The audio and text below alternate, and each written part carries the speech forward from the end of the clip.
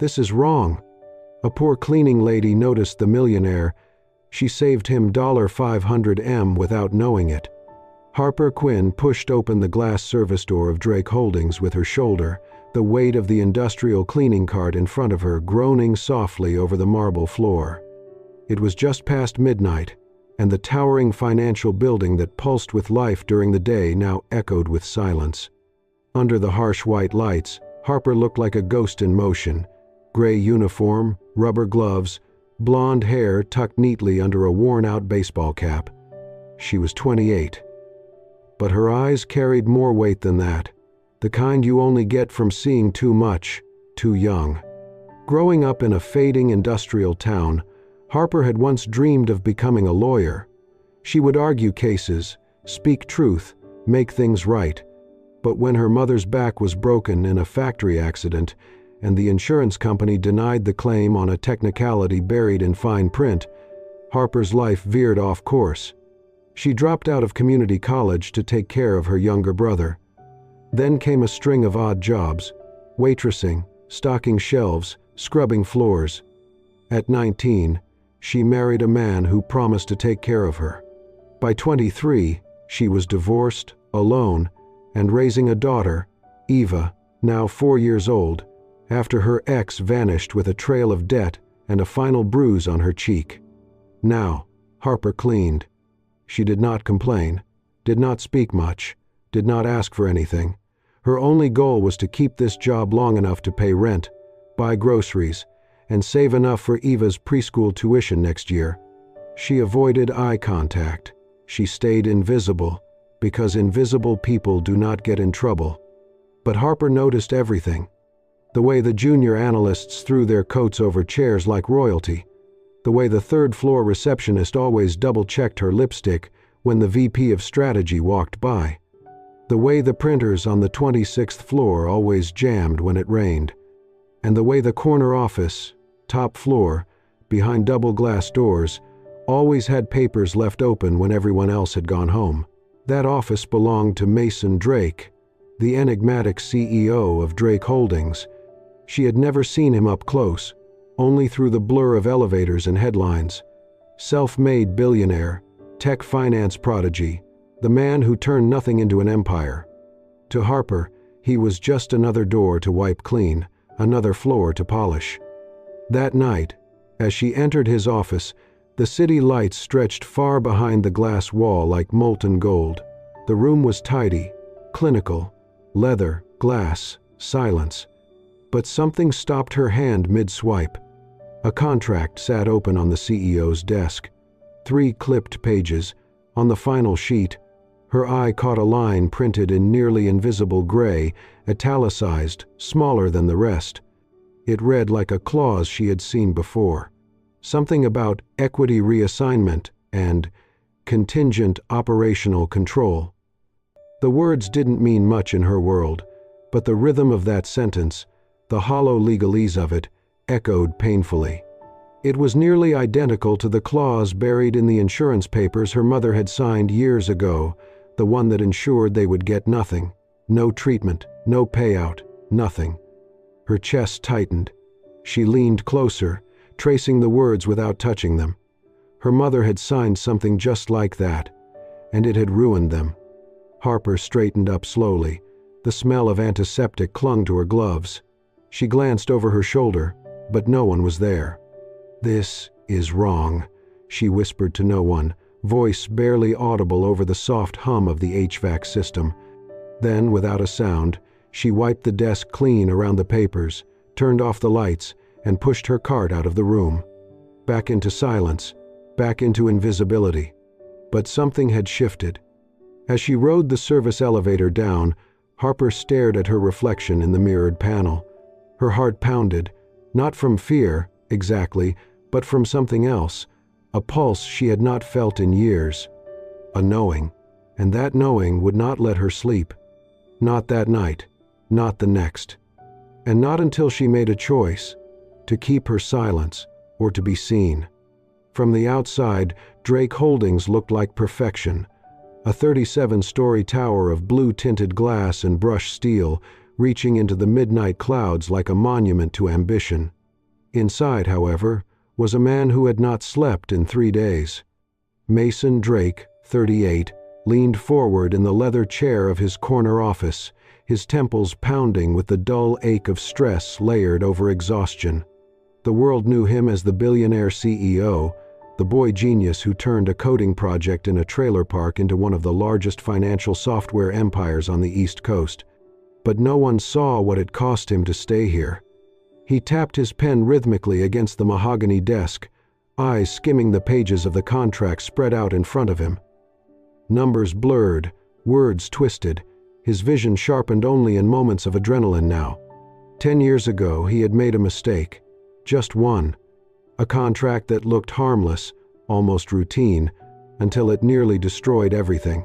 Fine print buried in legal jargon, designed to strip him of voting control. Had it gone through, he would have been ousted from his own company before it hit its 5th year. He caught it with seconds to spare. Ever since, he never signed anything without reading every line himself. But tonight, after 16 hours of back-to-back meetings, pitch decks, interviews, and 3 missed meals, Mason was not sure if he could trust even his own eyes. "Mr. Drake, they're waiting on your signature," his assistant had whispered earlier, placing the thick file on his desk. Luxem Capital, their biggest potential partner yet. A $500 million strategic merger. Everyone was celebrating already. The champagne was chilling. The lawyers had pre-cleared it. All formalities, they said. Just sign. But Mason could not. He was wired differently.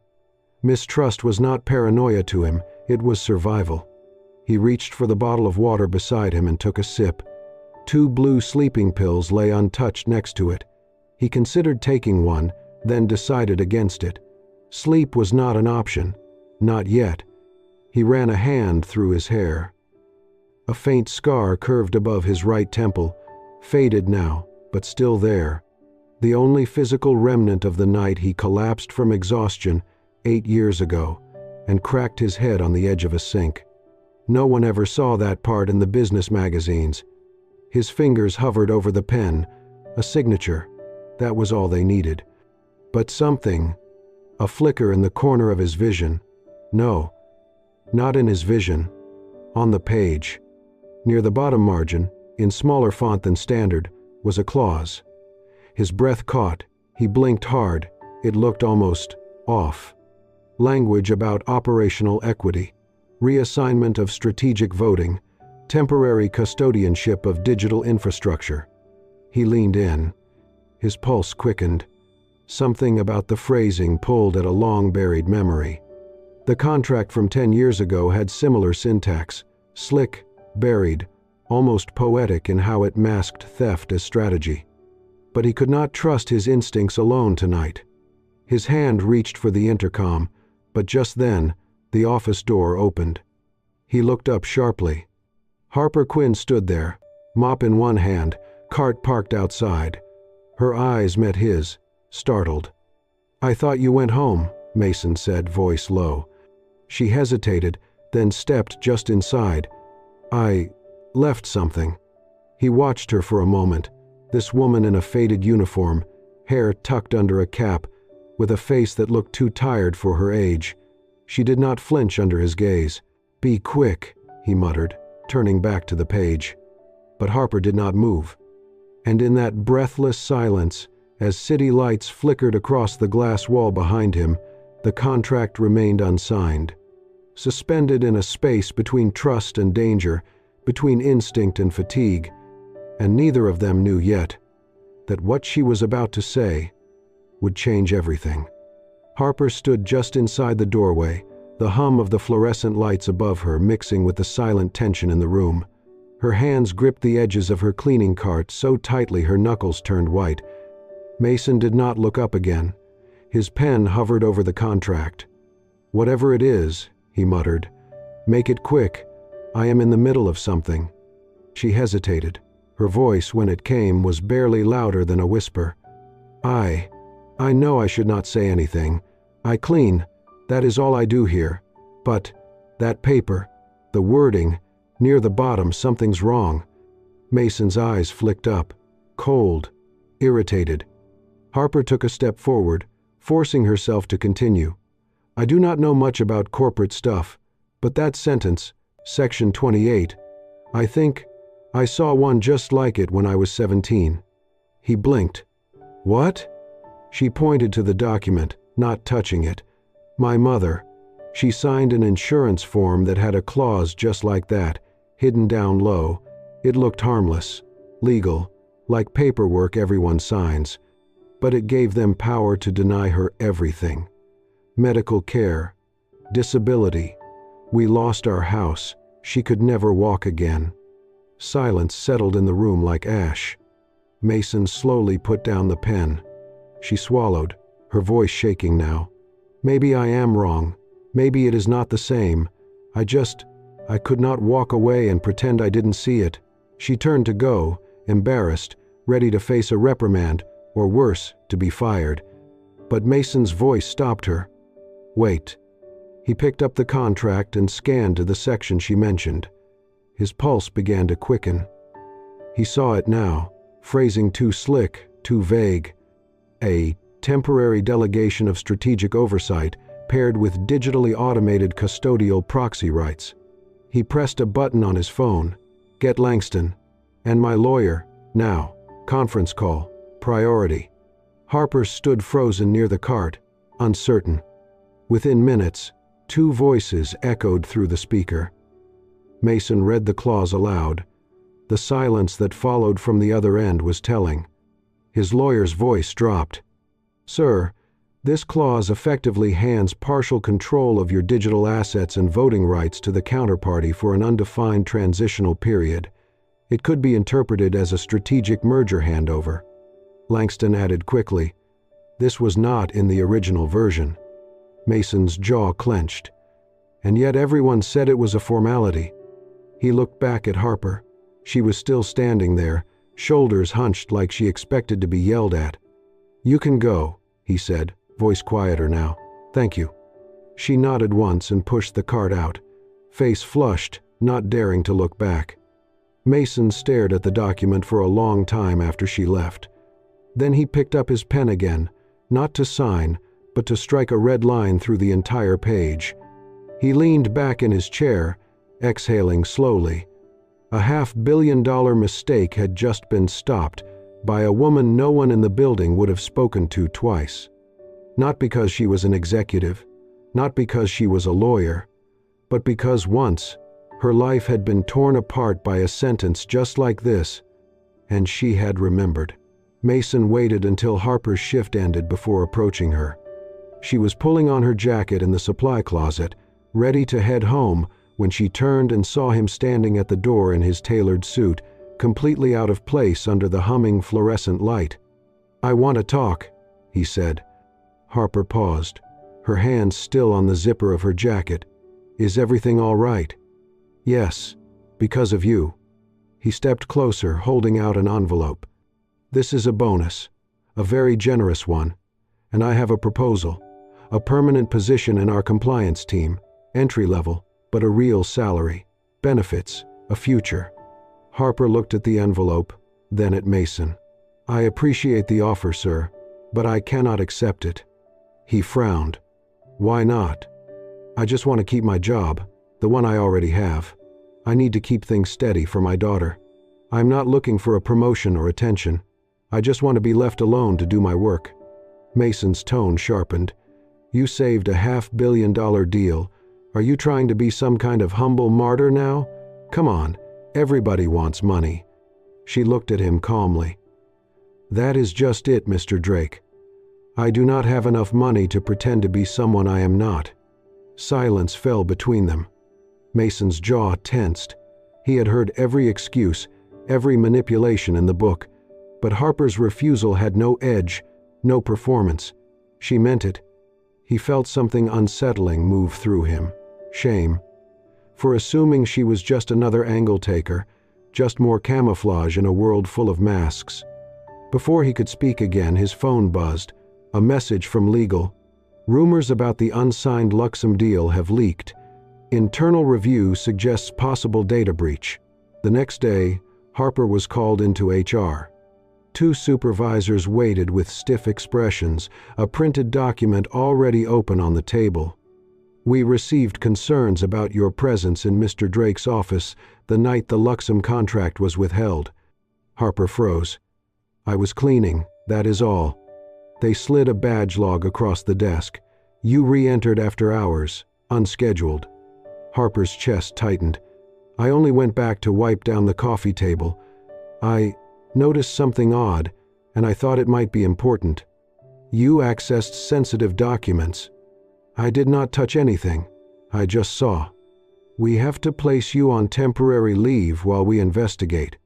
She stopped breathing for a second. Leave meant unpaid. No income. No way to pay Eva's preschool next month. "I have done nothing wrong," she whispered, but they were already printing the suspension form. A knock at the door interrupted. Mason walked in, his expression unreadable. "That won't be necessary." The supervisor stood awkwardly. "Mr. Drake." "She stays," he said firmly. "You are questioning the wrong person. She did not breach the company's trust. She protected it. She saved it." He turned to Harper. "You can go back to work now." Harper blinked. "Why are you doing this?" "Because you are the only person in this building who told the truth without anything to gain." He turned back to the supervisors. "And the person you should be questioning is yourselves." The sun was low when Harper's phone buzzed with a message from Eva's preschool. "Early closure today due to plumbing issue. Please pick up Eva as soon as possible." Harper's heart sank. She still had 2 more floors to clean. 30 minutes later, a tiny girl in a faded pink dress tiptoed into the marble lobby of Drake Holdings. Her curly blonde hair bounced with every step, and in her arms, she clutched a battered sketchbook and a box of crayons. No one noticed her. The receptionist was on a call. Security barely glanced. She quietly sat on one of the sleek black couches and began to draw, legs swinging above the floor. From the executive elevator, Mason Drake stepped out, rubbing his temple after another brutal board meeting. His tie hung loose, and he barely registered the figure in the lobby until he caught a flicker of color. Pink. A little girl. Alone. He slowed his steps, approaching quietly. "Hey there." The girl looked up with wide, curious eyes. "Hi. Are you lost?" She shook her head and returned to her drawing. "I'm waiting for Mommy.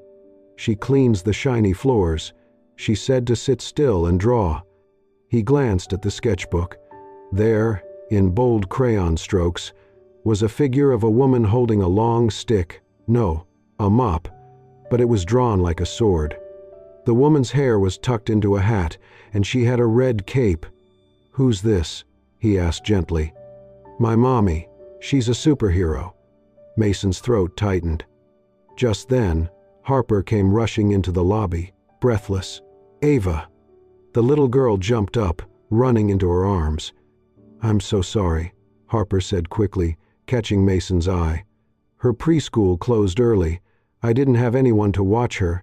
She just needed to sit quietly for 10 minutes. Mason shook his head. "No apology needed." Eva looked up at him. "You're Mr. Boss, right?" He smiled. "Something like that." "She said you're grumpy but smart." Harper gasped, mortified. "Eva!" Mason laughed for the first time in days. A real laugh. "It's okay," he said. "I have been called worse." Eva held out the sketchbook. "Want to see?" He sat down beside her on the couch, accepting the book with a quiet reverence. Page after page showed Harper in different versions, holding a mop like a sword, pushing a cleaning cart like a tank, standing in front of a building with stars behind her. "She fights dirt and mean people," Eva explained proudly. Harper looked away, embarrassed. But Mason's gaze never left the pages. "This is beautiful." Eva beamed. "Do you have a mom?" He nodded. "I did. A long time ago." "What did she do?" She was a cleaner too." Eva tilted her head. Did she have a magic mop? He laughed softly. She had something stronger, dignity. He looked up at Harper. She raised me on night shifts and cold coffee. She taught me that being tired doesn't mean you give up, and that doing things right, even when no one sees, is the kind of power money cannot buy. Eva leaned into him, completely comfortable now. I think you're nice, for a boss. Mason's voice caught. Thank you, Eva. As Harper gathered her daughter's crayons, she caught Mason staring at the drawing of the mop sword. He noticed and looked up. May I keep this page? Harper hesitated, then nodded. That night, Mason slipped the drawing into his briefcase, nestled between financial reports and contract drafts. It was the only thing in that case that had never been altered, negotiated, or signed. It was simply real. The neighborhood park had transformed into a small street fair. Strings of lights glowed softly above booths, offering caramel apples, face painting, and second-hand books. Children ran through the grass with balloons, while music from a small local band drifted in the air. Harper stood at the edge, holding Eva's hand tightly. She had hesitated when Mason invited them, unsure if it was kindness or obligation, but Eva had begged, and something in Mason's voice had sounded honest. He met them near the popcorn stand, dressed down in jeans and a navy sweater, hair tousled by the breeze. When he saw Eva in her favorite pink hoodie, he smiled in a way Harper had never seen before, unguarded, like someone remembering who he used to be. Eva wasted no time dragging Mason toward the mini petting zoo. Harper followed slowly, watching them laugh as a goat tried to nibble Mason's sleeve. Later, the three of them sat on a bench eating ice cream. The sun dipped low, painting the sky in dusty orange. Eva turned to Mason and asked, "Are you my mom's boss?" Mason paused, then shook his head. "No, I'm her student. She taught me something school never could." Harper's eyes widened. Eva squinted at him. "You're too tall to be a student." He laughed.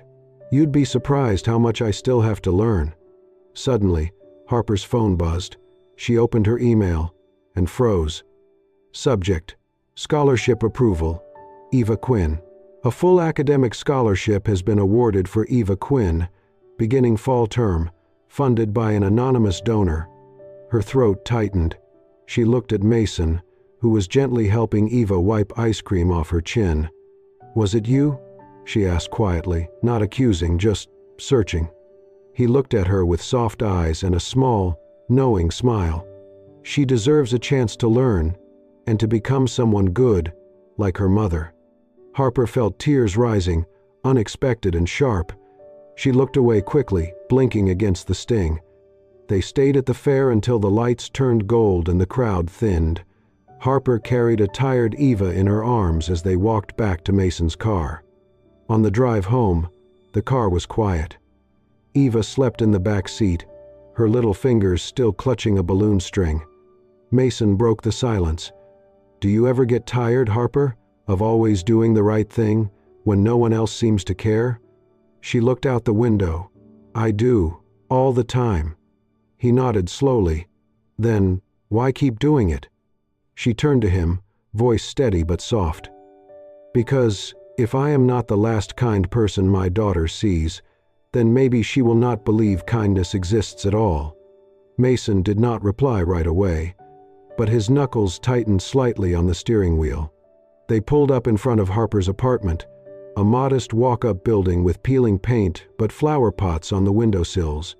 "I can take her in," Harper said, reaching for the back door.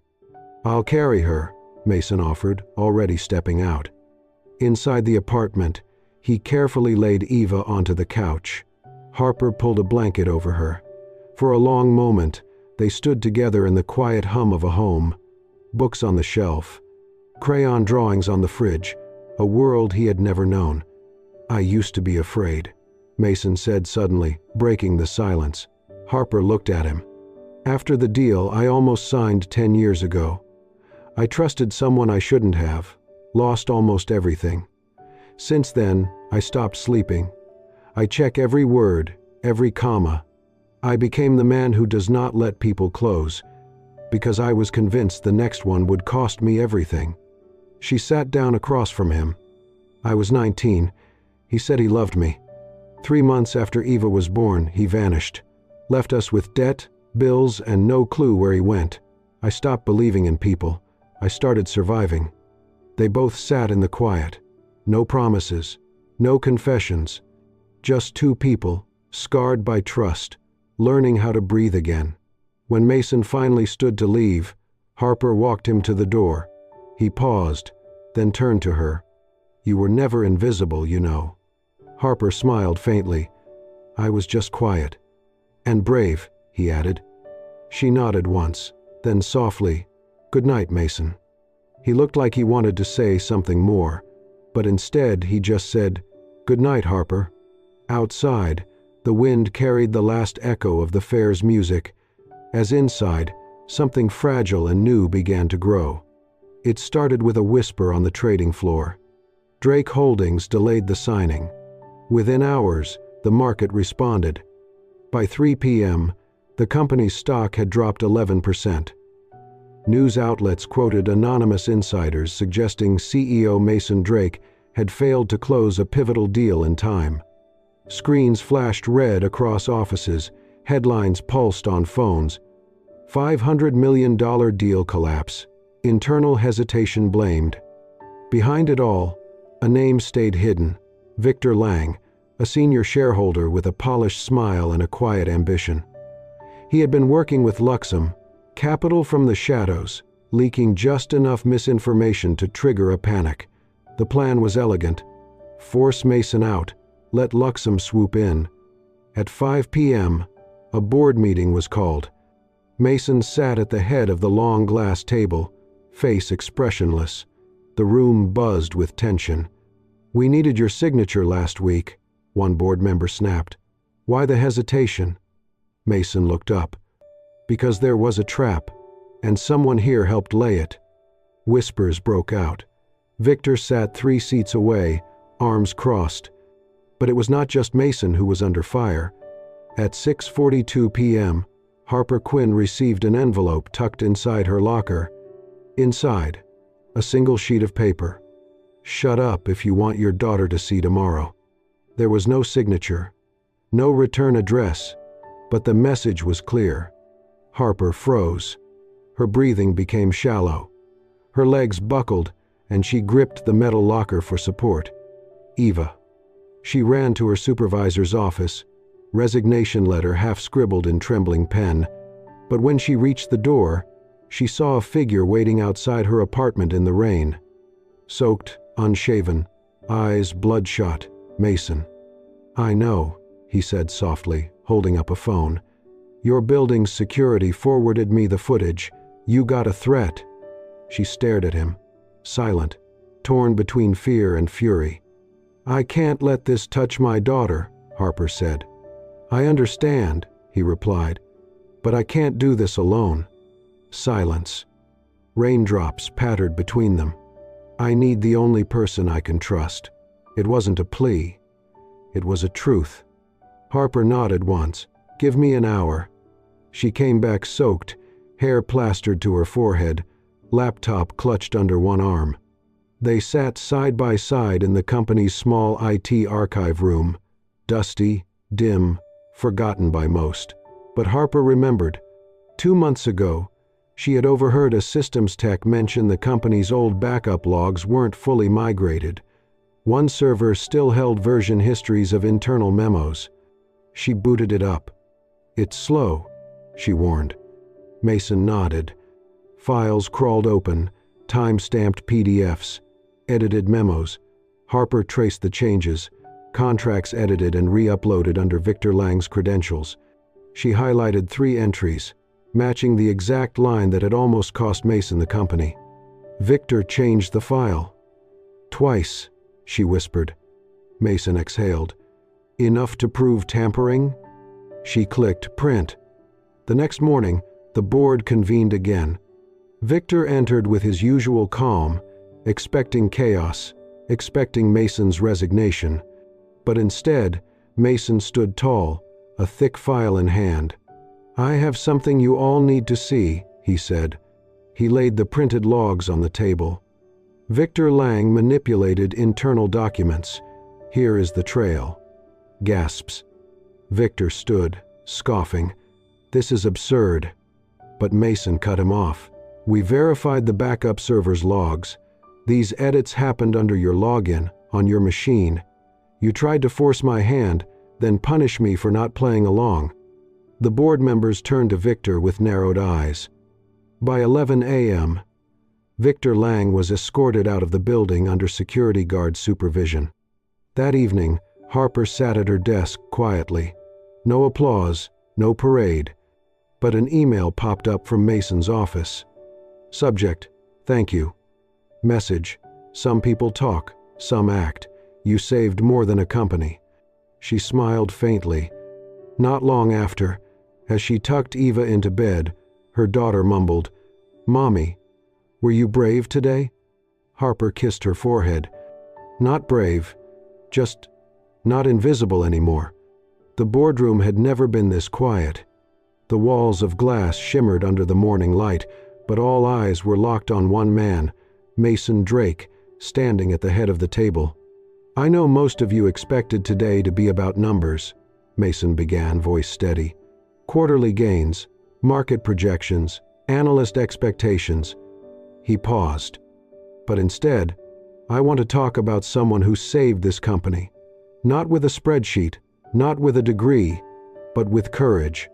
Behind him, a screen lit up with a photo of Harper in her uniform, dusty cap, cleaning cart beside her, mid-step, caught in the act of doing something no one ever noticed. Mason turned back to the room. "She is not just a cleaning lady. She's the reason this company still exists." There were murmurs, surprised glances. A few executives shifted in their seats. She caught a clause in a $500 million deal that none of us did. She risked her job, her safety, and she never asked for anything in return. He glanced to the side of the room, where Harper stood quietly in a black blazer borrowed from a neighbor, hands clasped. "She reminded me what integrity looks like, what truth sounds like when it walks into a room nobody sees." There was silence. Then, slow applause, building, rising, genuine. Later that week, Harper received a formal offer letter. Assistant Contract Risk Analyst, reporting directly to CEO. Not a promotion made for show, but one earned in full. "I don't have the qualifications," Harper had whispered when Mason handed it to her. He smiled. "You have something better." 1 year later, the ballroom was warm with light. Banners that read, "Truth above all," annual scholarship ceremony hung from the high ceiling. Harper stood behind the podium, clutching a folded paper.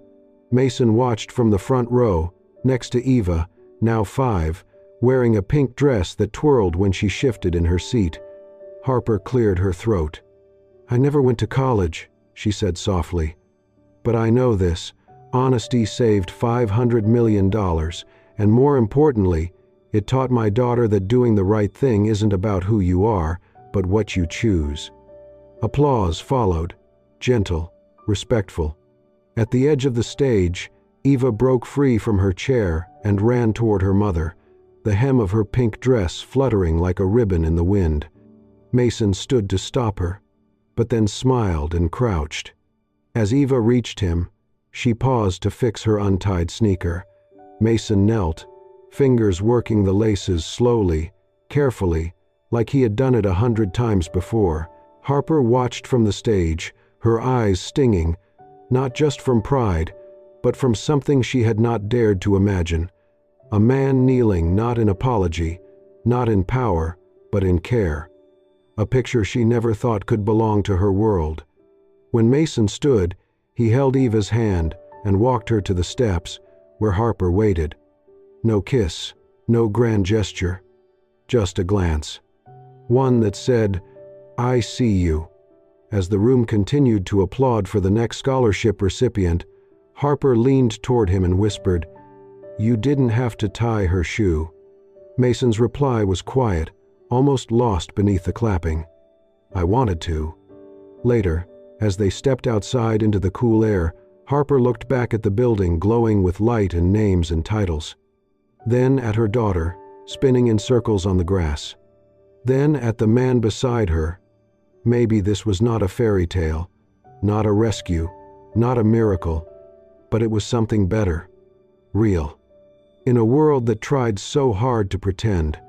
If this story stirred your heart, even just a little, don't forget to show your support. Click that hype button to help more people discover the power of ordinary courage. Subscribe to Soul-Stirring Stories for more tales that remind us. Integrity still matters, kindness still saves, and sometimes, the quietest voices change the world the most. Thank you for watching, and remember, you don't need a title to be someone's hero.